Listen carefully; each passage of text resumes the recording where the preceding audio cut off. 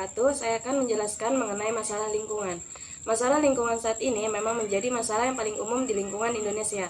Masalah lingkungan ini mungkin disebabkan oleh dua faktor, yaitu yang pertama, faktor alam, dan yang kedua, faktor manusia.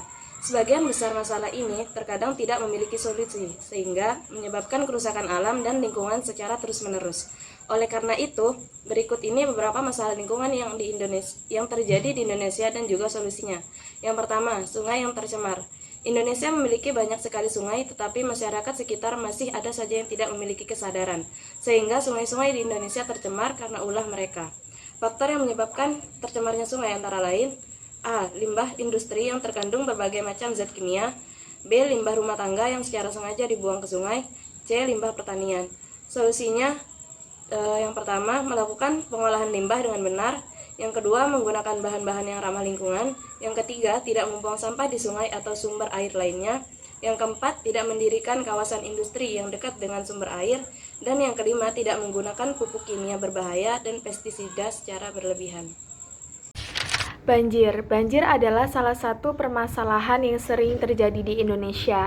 Bahkan di kota-kota besar, banjir sendiri sudah menjadi aktivitas sehari-hari yang harus dihadapi.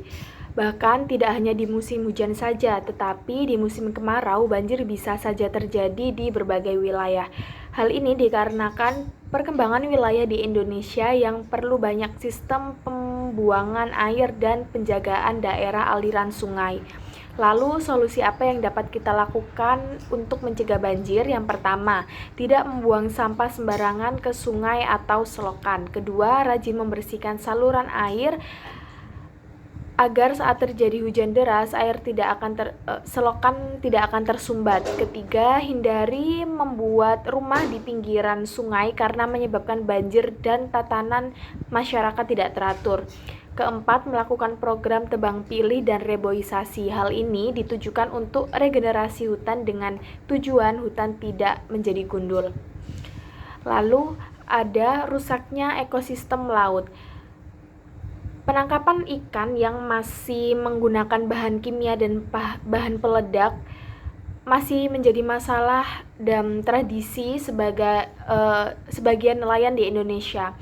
Tentu ini akan merusak ekosistem laut termasuk batu karang. Seperti yang kita ketahui, terumbu karang adalah potensi alam Indonesia. Solusi untuk permasalahan ini yaitu yang pertama, tidak menggunakan bahan peledak atau bom untuk menangkap ikan di laut. Kedua, tidak membuang sembarangan sampah ke laut, terutama sampah plastik. Dan yang terakhir, tidak melakukan penanaman tembakau. Sekian dari kelompok kami. Wassalamualaikum warahmatullahi wabarakatuh.